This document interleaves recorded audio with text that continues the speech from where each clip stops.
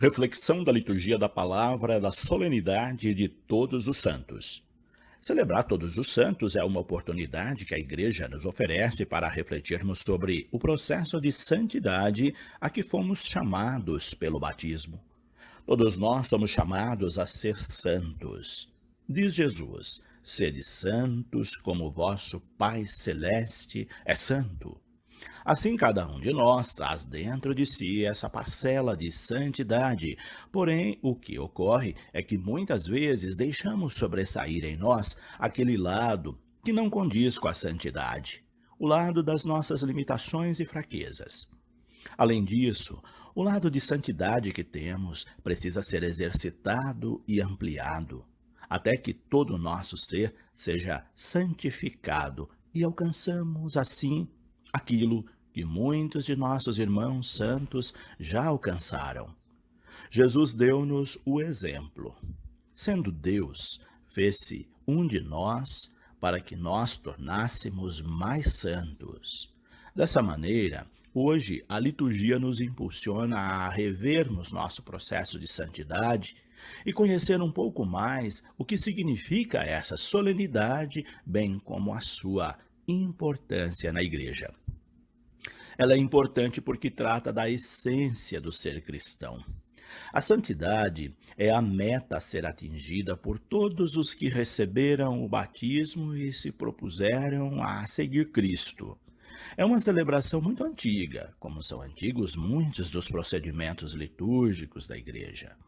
Essa celebração remonta ao início do cristianismo, pois se tem notícia da celebração de Todos os Santos a partir de 610 da era cristã.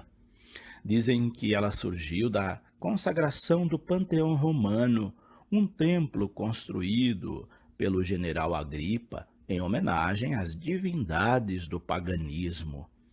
A partir dessa data, aquilo que era um templo pagão passou a ser um espaço cristão, local de veneração dos santos, e para lá foram levadas as relíquias dos mártires das catacumbas romanas.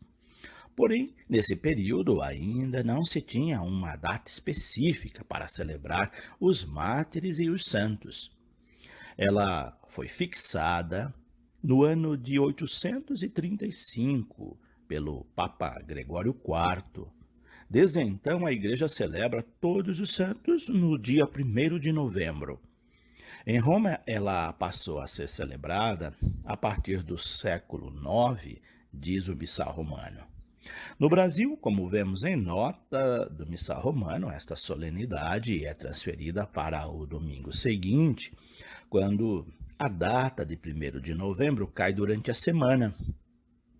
Isso devido à importância desta solenidade para a Igreja. Diante desse contexto, temos a liturgia da palavra de hoje, cujas leituras versam sobre a santidade e nos levam a conhecer mais sobre essa dimensão do ser humano para nos aproximarmos de Deus. A primeira leitura mostra que somos marcados com o sinal de Deus e, por isso, devemos nos esforçar para atingirmos a santidade.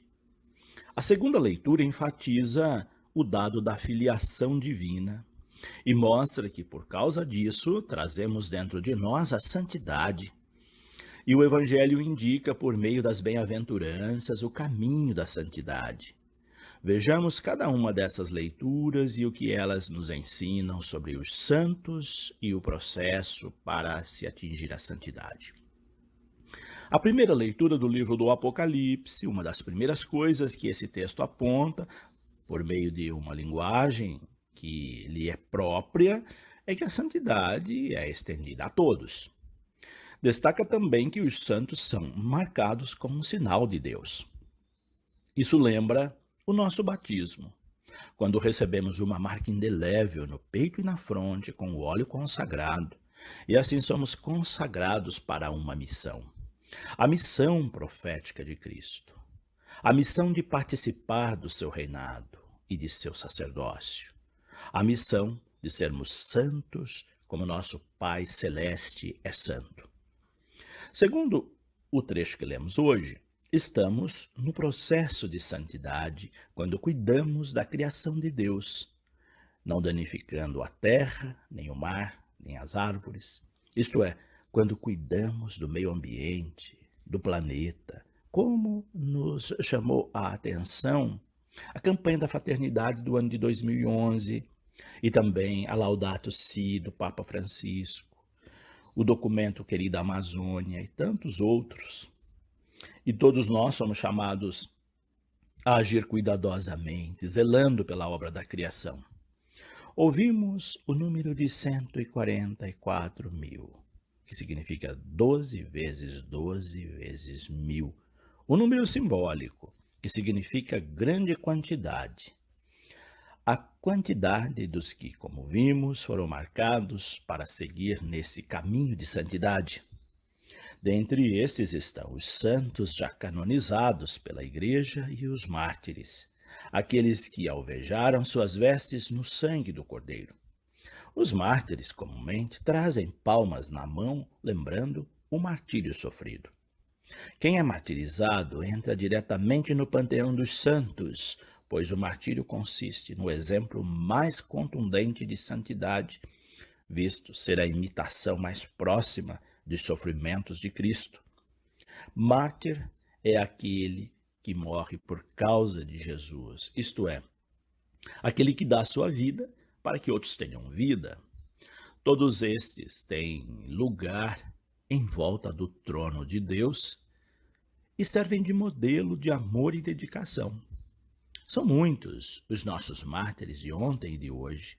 Eles continuam a construir o legado de Cristo com seu próprio sangue. Eles são santos e nos convocam à santidade no segmento radical das propostas evangélicas, como vemos nas bem-aventuranças. A segunda leitura da primeira carta de São João destaca nossa santidade pela filiação divina.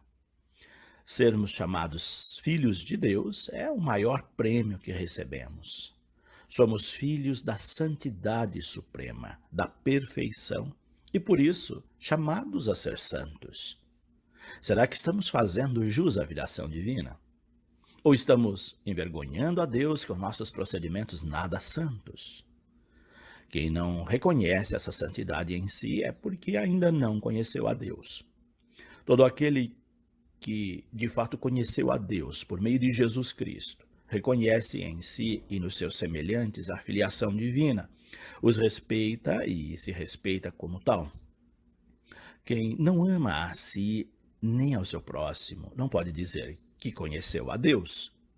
Somos, portanto, filhos de Deus, mas ele nos reserva muito mais. Seremos semelhantes a Jesus. Parece uma meta inatingível, mas não é. Essa é a promessa suprema de santidade que encontramos na segunda leitura e que todos nós devemos nos esforçar para atingir. É essa esperança que nos purifica, diz São João no final da primeira leitura. O Evangelho, como disse no início, traz os procedimentos para a santidade. São indicações dos destinatários à santidade e procedimentos de como fazer para atingi-la. É, na verdade, a promulgação da nova lei, a lei que conduzirá os filhos de Deus à santidade. Antes, porém, é preciso romper com leis opressoras e inverter a ordem das coisas. São, portanto, procedimentos revolucionários. A promulgação dessa nova lei tem certa similaridade com a lei mosaica, quando Moisés sobe ao Monte Sinai e recebe as tábuas da lei. Jesus sobe ao monte, lugar do encontro com Deus, para proclamar as bem-aventuranças. E elas são promulgadas a partir de uma constatação concreta. Ele vê as multidões de necessitados, de desamparados, de gente carente de todos os tipos de bens, inclusive de santidade. É preciso um mundo melhor, e esse mundo só será melhor se as pessoas que nele habitam melhorarem. Assim temos as bem-aventuranças, recomendações que ensinam a sermos santos. Podemos trocar a palavra bem-aventurança ou bem-aventurados pela palavra santos, e elas poderiam ser lidas da seguinte maneira: são santos os pobres em espírito, porque deles é o reino dos céus. E assim sucessivamente. Vemos assim que está no caminho da santidade aquele que cultiva um coração que não se incha de orgulho, que não se ensoberbece, mas que se mantém humilde na pobreza de espírito. Estão no caminho da santidade aqueles que se afligem diante do sofrimento alheio e não descansam enquanto não fizerem algo para diminuí-lo. Estão no caminho da santidade os mansos, aqueles que na mansidão procuram promover o reino, simbolizado na posse da terra. Estão no caminho da santidade os que se empenham para promover a justiça e que, por causa dela, gastam suas vidas, como, por exemplo, os mártires e tantas pessoas anônimas que são justas e lutam pela justiça. Estão no caminho da santidade os que possuem corações misericordiosos. Quem usa de misericórdia com o seu próximo revela a sua parcela de santidade. Assim, também estão no caminho da santidade os de coração puro, pois pessoas de coração puro jamais desejam mal para seu próximo, não agem com segundas intenções ou maliciosamente. No caminho da santidade estão também os que promovem a paz. A promoção da paz nos torna dignos de sermos chamados de filhos de Deus, diz essa bem-aventurança. Os que por causa da justiça são perseguidos também estão no caminho da santidade. A justiça é o critério fundamental para entrarmos no reino de Deus, diz Jesus em diversos momentos. Quem sofre perseguição por causa dela, mas não desiste, está no caminho da santidade. Enfim, está no caminho da santidade os que por causa de Jesus, de sua palavra e propostas, sofrem injúrias, perseguições, calúnias e todo tipo de mal, pois esses discípulos missionários são dignos de ser chamados de santos e terão sua grande recompensa nos céus, diz a última das bem-aventuranças. Diante de tudo isso, fica a pergunta: é fácil ser santo? A resposta é não. Não é fácil, mas é possível, diz Jesus. O apelo de hoje é este: esforcemo-nos para sermos santos, porque a santidade é a meta principal da nossa vida cristã. O caminho está indicado, basta o trilharmos e atingiremos a meta almejada. Deus abençoe a todos. Padre José Carlos Pereira.